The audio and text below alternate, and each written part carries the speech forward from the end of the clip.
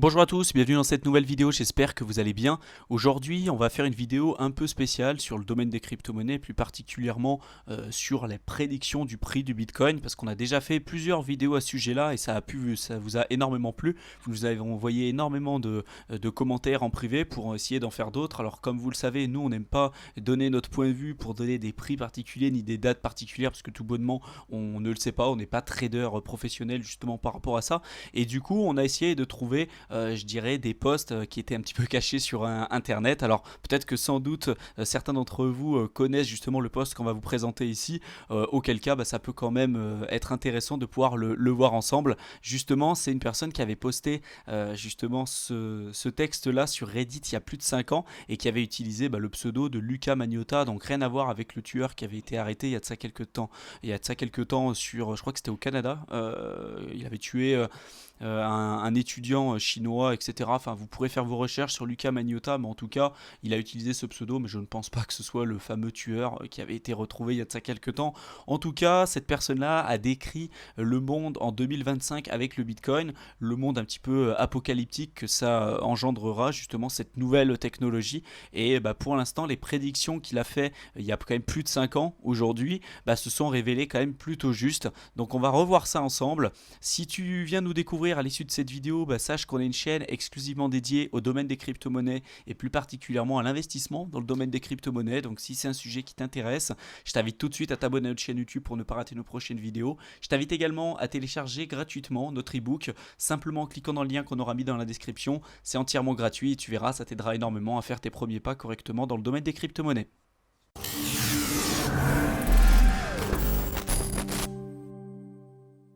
Non pas que nous soyons vraiment des fervents croyants du voyage temporel à l'heure actuelle, même si peut-être que dans les temps à venir, ça pourra un jour apparaître, on ne sait pas encore, hein, mais simplement pour un post qui a été posté quand même il y a plus de 5 ans, les similarités qu'il y a justement entre ce qui avait été dit au préalable et puis finalement ce qu'on observe aujourd'hui, les ressemblances sont quand même quelquefois assez troublantes et on voulait justement vous le présenter dans cette vidéo.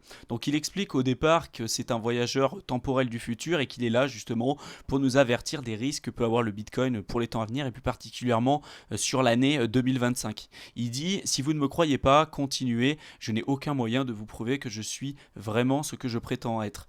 Je ne veux pas perdre mon temps, alors je vais simplement expliquer ce qui s'est passé. En moyenne, chaque année, la valeur du Bitcoin a été multipliée par 10 environ, de 0,1$ en 2010, 1$ en 2011, 10$ en 2012, 100$ en 2013, etc. Désormais, il y a un léger ralentissement car la valeur a été multipliée par 10 tous les 2 ans pour atteindre justement 1000$ en 2015, 10 000 en 2017, 100 000 en 2019, 1 million en 2021. À partir de maintenant, il n'y a plus moyen d'exprimer sa valeur en dollars, le dollar n'étant plus utilisé, pas plus que la monnaie émise par la banque centrale. Il existe deux formes principales de richesse dans le monde aujourd'hui: terre et crypto-monnaie. Je vous rappelle tout de même que le post avait été publié en août 2015 et si vous allez sur CoinMarketCap, en août 2015, vous étiez à peu près entre 230 et 250$ l'unité. Donc il avait strictement aucune idée de ce qui pourrait véritablement se passer dans les temps à venir et notamment les 1000$ en 2015 et les 10 000 en 2017, même si on les a largement dépassés. Et lui, il pense qu'on arrivera en 2019 et en 2021 à 100 000 et 1 million en 2021. Juste en dessous, il explique qu'il y a 19 millions de bitcoins aujourd'hui connus dans le monde, mais qu'il y en a quand même beaucoup qui sont perdus aujourd'hui de manière permanente. Il dit qu'ils sont aujourd'hui une population d'un peu plus de 7 milliards de personnes et qu'en moyenne, ça signifie qu'une personne lambda possède un peu moins de 0,003 bitcoins. Cependant, en raison de la répartition inégale des richesses, dans mon monde, la personne moyenne ne possède que 0,001 bitcoin.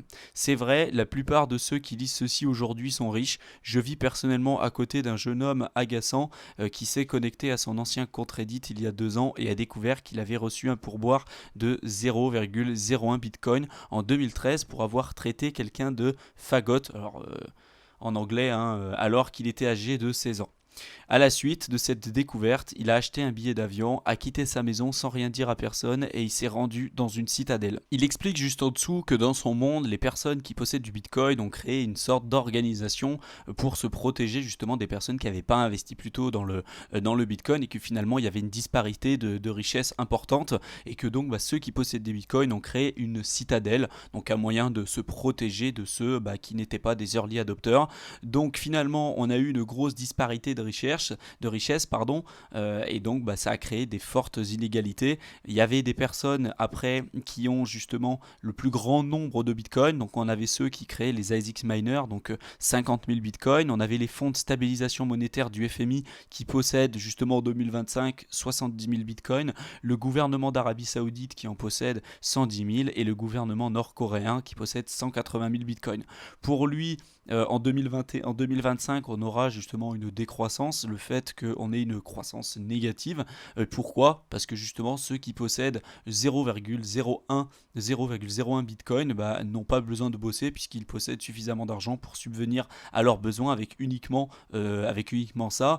Ils disent que les personnes les plus riches de la planète à l'heure actuelle, ce sont justement les jumeaux Winklevoss, qui sont justement ceux qui ont aujourd'hui un bac de crypto-monnaie, l'un des plus importants justement dans le secteur des crypto-monnaies.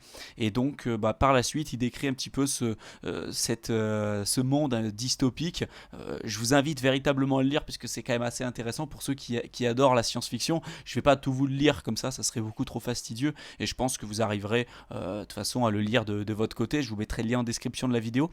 Dans tous les cas, les prédictions que cette personne dit au départ, c'est qu'on arriverait en 2019 à un Bitcoin à 100 000 $ et en 2021 à 1 million. Donc on verra si finalement ces prédictions se sont révélées justes ou non, se révéleront justes ou non. En tout cas, celles du passé l'étaient totalement. Même si vous voyez par exemple en 2017 on avait fait littéralement le double dessus, donc c'est quand même assez imprévisible. En tout cas la vision qu'il a lui du Bitcoin, alors il y a beaucoup de personnes dans les commentaires qui l'ont un petit peu clashé là-dessus, parce que bien évidemment le voyage dans le temps ça semble quand même pas possible encore à l'heure actuelle.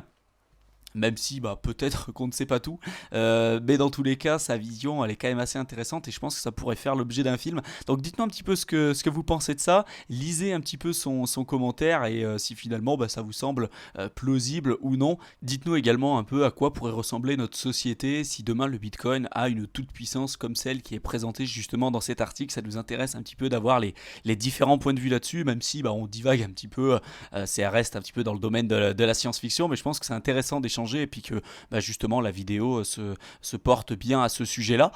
S'il y a des sujets que vous aimeriez qu'on traite également dans les prochaines vidéos, dites-le nous également, ça nous fera extrêmement plaisir de pouvoir répondre à chaque fois aux interrogations que vous avez et que vous pouvez vous poser justement à l'instant T. Pour ceux qui veulent nous encourager, laissez-nous un pouce bleu, partagez à chaque fois au maximum les vidéos autour de vous pour nous aider à nous faire connaître et puis nous aider justement à développer la chaîne au maximum. Pour ceux après qui souhaitent aller plus loin avec nous, vous avez tous les liens qu'il faut en description de la vidéo. Je vous souhaite une excellente fin de soirée, j'espère vous retrouver dans une prochaine vidéo. Salut!